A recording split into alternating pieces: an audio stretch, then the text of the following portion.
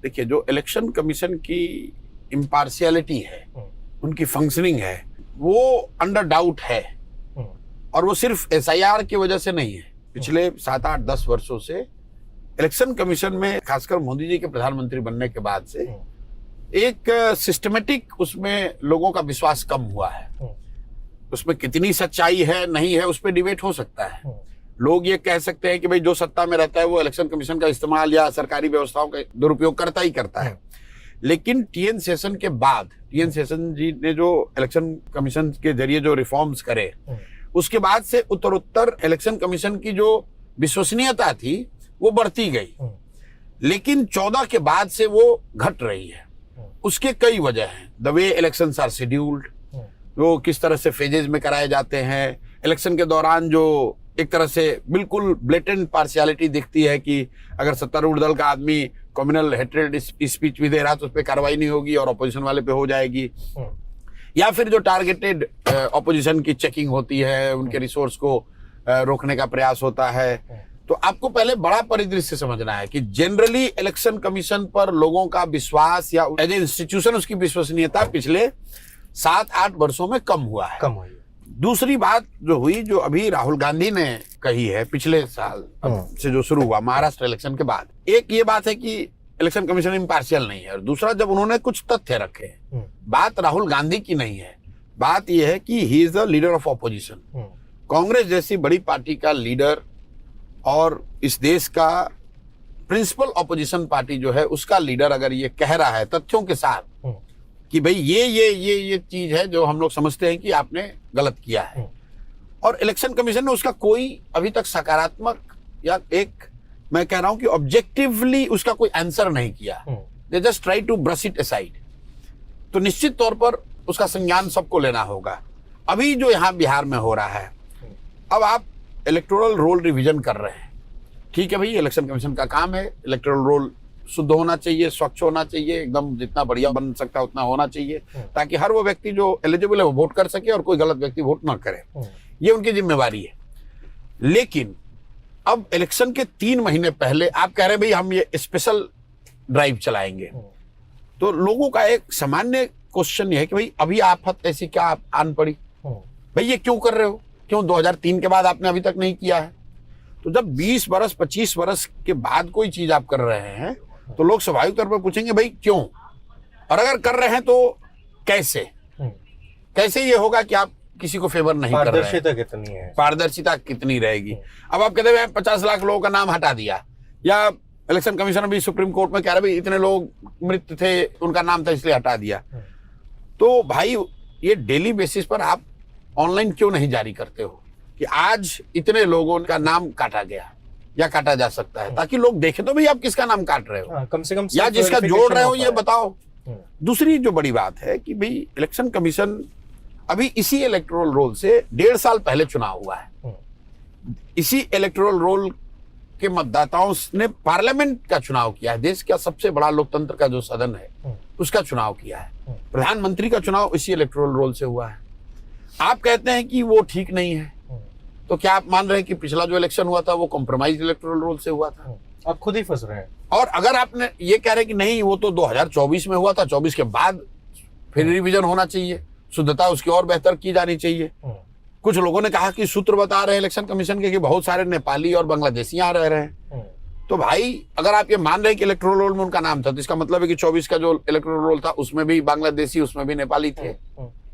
और अगर आप मानते हैं कि वो 24 के बाद हो गया, तो 24 के बाद बिहार में सरकार किसकी है? बिहार में सरकार है मोदी जी की, नीतीश कुमार की। तो आपके रहते हुए ये बांग्लादेशी और नेपाली और जो भी आप कह रहे हैं बाहर से घुसपैठिए आकर बिहार में रह कैसे रहे? उन्होंने इलेक्टोरल रोल में अपना नाम जोड़ने के लिए आधार कार्ड कैसे बनवा लिया, राशन कार्ड कैसे बनवा लिया? तब तो सिर्फ बात इलेक्शन में वोट देने की नहीं है।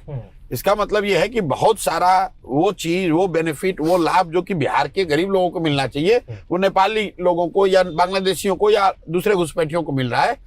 ये तो सरकार की बहुत बड़ी फेलियर है, तो इनको ये स्वीकार करना चाहिए। You can not have both ways भाई। या तो आप मानो कि जो इलेक्टोरल रोल 24 में था वो कॉम्प्रोमाइज था, या आप कह रहे हो कि 24 के बाद खराब हो गया तो उसकी जिम्मेवारी राज्य सरकार पे फिक्स करो। आप ऐसा नहीं कह सकते कि भाई 24 में जो रोल था वो ठीक था, अब आप नया इलेक्शन हो रहा है तो इसमें रोल खराब है, हम नया बनाएंगे। इसलिए लोग परेशान हैं। और देखिए सच्चाई ये है कि जो सत्तारूढ़ दल है यहाँ, बीजेपी और नीतीश कुमार 20 बरस से मतलब सिर्फ लालू का डर दिखाकर वोट लेते जा रहे हैं। बिहार से आज भी 50 लाख से ज्यादा लोग बाहर हैं और ये सारे लोग दिवाली छठ में यहाँ आएंगे और वोटिंग उसी समय होगी। तो इनको ये डर सता रहा है कि समाज में वो वर्ग जो बिल्कुल हाशिए पर है, उसमें कौन लोग हैं? माइग्रेंट लेबर्स हैं, उसमें दलित अति पिछड़े समाज के लोग हैं, उसमें मुस्लिम समाज के लोग हैं, जो कि व्यवस्था से जिनको कुछ नहीं मिल रहा है, ना उनके बच्चों को पढ़ाई मिल रही है, ना उनको रोजगार मिल रहा है, ना उनको घर मिल रहे हैं, ना उनके गांव की नालियों गलियों की स्थिति सुधरी, भ्रष्टाचार से सबसे ज्यादा पीड़ित वो हैं। तो एंटी इनकम्बेंसी अगर आप फील करेंगे तो सबसे ज्यादा तो जो हैव नॉट्स है उन्हीं पर लागू होगा। तो सरकार ऐसा लोगों को लग रहा है कि सिस्टमेटिक तरीके से एक पोर्शन ऑफ उन गरीब लोगों को, माइग्रेंट लेबर्स को हटाना चाहती है या हटा रही है। अगर उनका इंटेंशन न भी हो तो वो हट जाएंगे, इसलिए कि अब बाढ़ आया हुआ है। अब जाकर अब लोग अपना जान बचाएंगे कि आपको पेपर ला कर देंगे।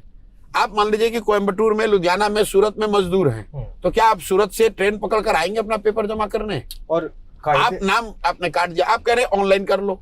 अरे भाई, जो बंदा सूरत में 10,000 रुपए के लिए नौकरी करने गया है, उसको बस अब यही काम बाकी बच गया है कि वहां से ऑनलाइन भरे।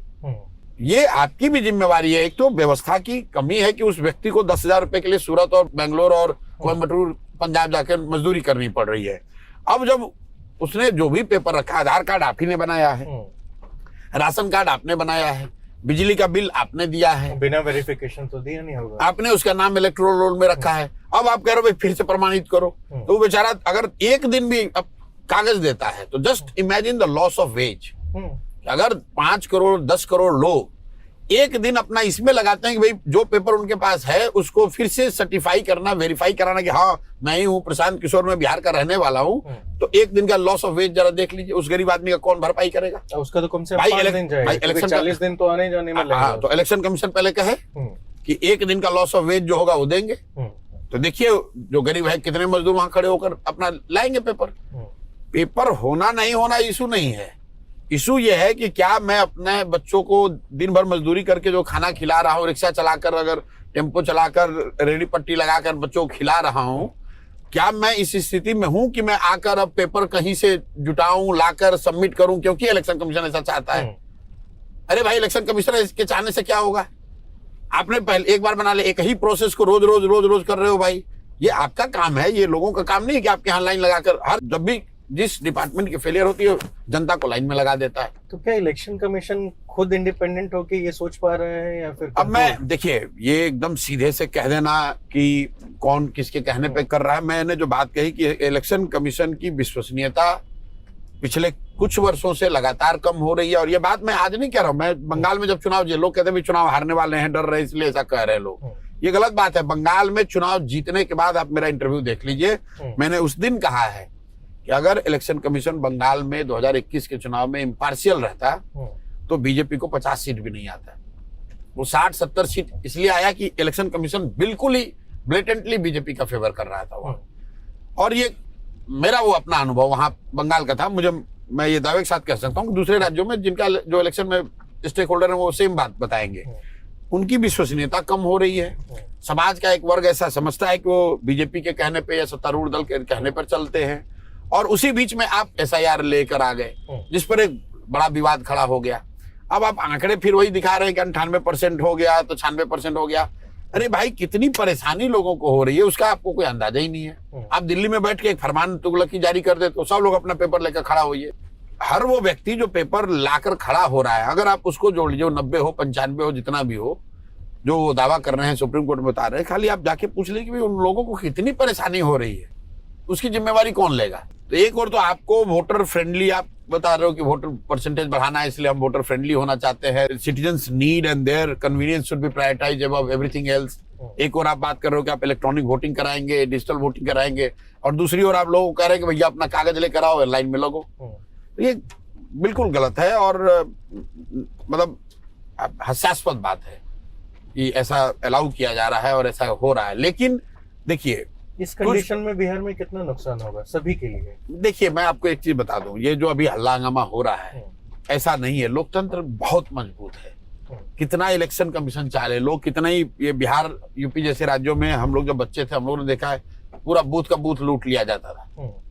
वो भी तो इलेक्शन की चोरी थी। भाई आपका नाम है वोटर लिस्ट में लेकिन आपको वोट नहीं देने दिया जाएगा क्योंकि मैं वहां का दबंग हूँ और मैं किसी को गाँव वोट नहीं देने दूंगा। मतलब 50-60% वोट तो बिहार जैसे राज्य में ऐसे ही होता था कि आज तेजस्वी यादव और राजद वाले बोल रहे हैं।